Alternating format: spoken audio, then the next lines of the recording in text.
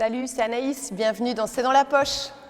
Aujourd'hui, nous sommes au CID, le Centre d'innovation et du design à Ornu, au centre de l'exposition Do You See the King de Patrick Marshall.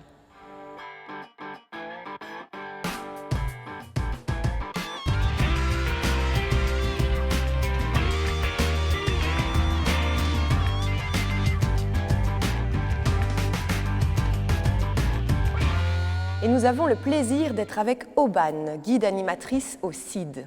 Et nous nous trouvons devant la pièce maîtresse de l'exposition du moment. Salut Aubane, tu me fais découvrir l'expo ? Alors bien sûr, bonjour Anaïs. Oui, alors c'est une exposition de bijoux contemporains réalisée par Patrick Marshall.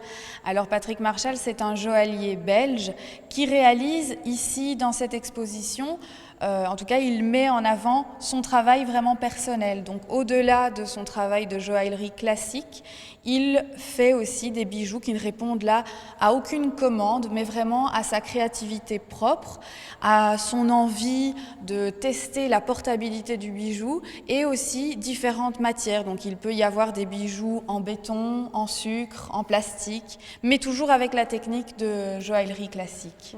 Des bijoux en sucre, c'est vrai qu'il faut y penser. Voilà. Quelques mots sur l'artiste ? Alors Patrick Marshall est un homme assez réservé et qui apprécie énormément les voyages, puisque vraiment c'est là qu'il met son gagne-pain, lui sert vraiment à voyager. Et en même temps, il a aussi beaucoup d'humour. Il apprécie vraiment l'humour et donc au travers de ces bijoux qui peuvent avoir des messages assez engagés, il essaye d'y mettre vraiment quelque chose de léger. Après, à chacun d'y mettre ce qu'il veut, de le voir avec plus ou moins de légèreté. À l'arrivée des fêtes, on cherche les cadeaux. À la Ribambelle des mots, la bibliothèque provinciale, la section enfants leur apprend à réaliser leurs propres cadeaux de Noël. Le mercredi après-midi, à la Ribambelle des mots, on sait s'amuser. Ouais, ça bouge pas mal. Les enfants sont assez réceptifs, ils sont demandeurs, donc que demander de plus, quoi. Mais quand il faut, on sait aussi travailler. Ici, nous allons faire un cadre photo aux couleurs de Noël. Nous allons faire une boule de Noël à pendre dans le sapin. Des cartes de Noël avec des boutons. Une carte de vœux. Et enfin, une couronne de Noël à pendre sur la porte. Et oui, Noël, c'est pour très bientôt. Il est donc grand temps de penser à la déco. Oui, on découpe, puis on fait ça, on prend le marqueur, on passe autour, puis on gomme le crayon et puis je sais pas parce que je viens d'arriver. En panne d'inspiration, pas de panique, il y a toujours un rayon bricolage, et oui, à la bibliothèque. Oui, effectivement, on a parties de livres qu'on a ici pour justement tous les bricolages, donc comme celui-ci ici. Et donc voilà, on les a disposés sur les tables en fonction des bricolages. Dis-moi, il y a un trou dans ton assiette? Bah non, c'est plutôt pour faire la couronne ici. Et après, qu'est-ce que tu vas faire avec la couronne? Je vais dire je suis le roi. Cette fois, plus question d'en douter, à la bibliothèque, les enfants sont rois. Mais rassurez-vous, tout le monde, même les parents, sont bienvenus. C'est pour moi un troisième lieu, donc on parle toujours du travail de la maison. Maintenant, je pense qu'il y a la bibliothèque qui devient un lieu de rencontre, des gens qui viennent simplement prendre le café ou discuter ou simplement regarder un livre, et d'autres qui viennent vraiment aussi pour des activités, chercher de la documentation. Non, c'est vraiment, je pense, c'est un lieu de vie, clairement. Ouais. Allez, on laisse les enfants à leur bricolage, et le dernier mot à la Ribambelle. Je vous souhaite un joyeux Noël et de bonnes fêtes.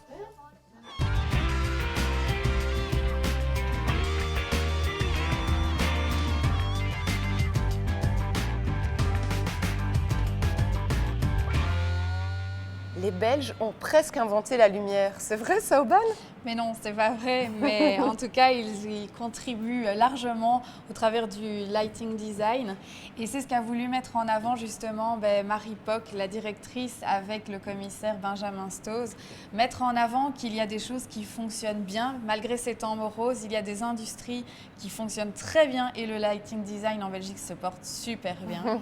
Alors voilà, on a des pièces de designers, on a des pièces historiques comme des pièces de Victor Horta notamment, et une collaboration avec Nathalie Dewey, le designer de l'année, qui a pu mettre toute une installation dans une de nos salles. Aubane, merci beaucoup de nous avoir reçus et merci pour toutes ces informations. Je vous en prie.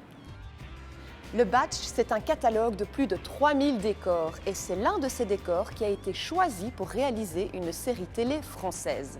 C'est dans la poche se rend à Binche, dans une polyclinique. Un commissariat dans un hôpital, voilà qui est peu banal. Et pourtant nous sommes bien à Binche, dans une polyclinique, mais certains locaux ont été transformés pour le tournage de cette série télé. Un décor n'est pas toujours utilisé pour ce qu'il est, c'est que ça peut être transformé avec l'intervention d'une équipe de décoration. En fait, nous avons fait le repérage de ce bâtiment dans l'optique de trouver des lieux qui sont effectivement des cabinets médicaux ou des salles d'attente.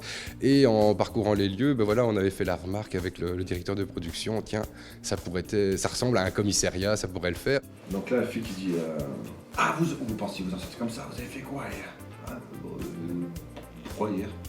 Qu'est-ce qui va se passer dans ce commissariat?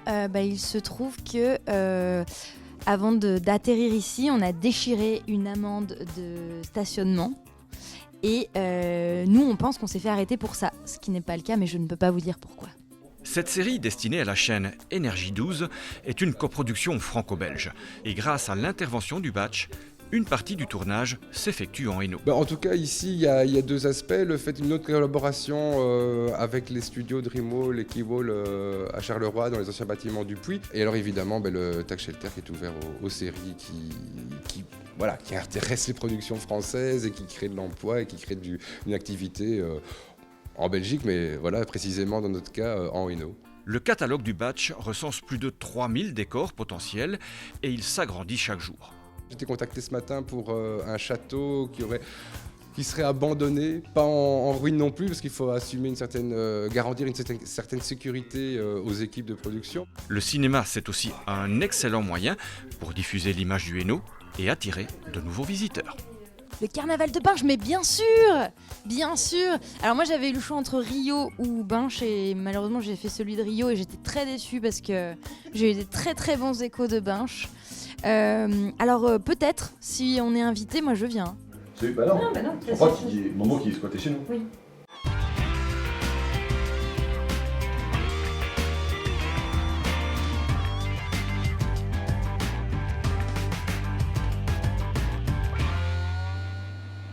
On dit Cougnol ou Cougnou? Peu importe, nous, on part à Charleroi, à l'IETS, section boulangerie-pâtisserie, pour apprendre à faire des cougnols authentiques. Un bon cougnou, bien de chez nous, ça vous dit? Allez, voici la recette. Les ingrédients d'abord, lait, sucre, beurre, farine, levure, on mélange. Là, je vais mettre d'abord le beurre, puis quand ça commence à devenir une pâte à crêpes, je vais mettre les œufs, et puis j'incorpore tout. Tout sauf le sel qu'on rajoute après. Pourquoi? Parce que le sel et la levure sont deux ennemis, on va dire, héréditaires. La levure au départ, un petit morceau que j'ai rajouté avec le sel, vous voyez ici, elle est complètement fondue et elle n'aura plus aucun effet. Et maintenant, le plus dur, pétrir la pâte. Faut du muscle? Oui, et alors c'est la sueur du boulanger, c'est pour ça qu'on a un calot. Pour savoir quand votre pâte est prête, voici le petit truc du boulanger. Pour savoir qu'elle est prête, il faut faire le test du voile. C'est quoi ça, le test du voile? Ça consiste à prendre un bout de pâte, faire une petite boule, l'élargir pour que ça devienne transparent sans qu'elle craque.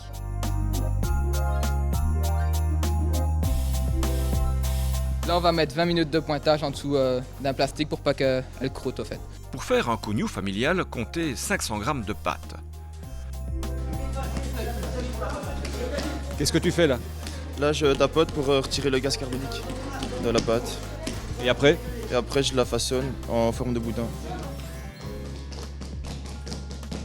Pourquoi ça, cette forme-là, les cognous? En fait, ça évoque le petit Jésus.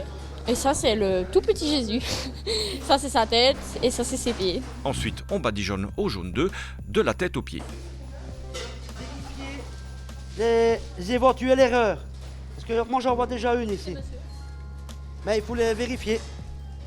Alors ici, après avoir étalé la dorure sur les cougnous, on va les faire pousser pendant environ 40 minutes. C'est ce qu'on appelle l'après. Voilà, les cougnous sont presque prêts. Alors maintenant, on va enfourner les cougnous. On va les laisser 20 minutes à 220 degrés.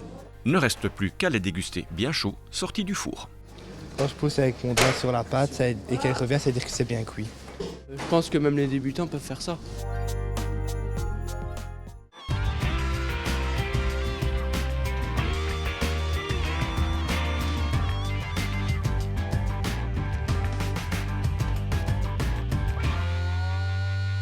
C'est dans la poche, c'est terminé, mais on se retrouve la semaine prochaine et sur les réseaux sociaux. Ciao, ciao!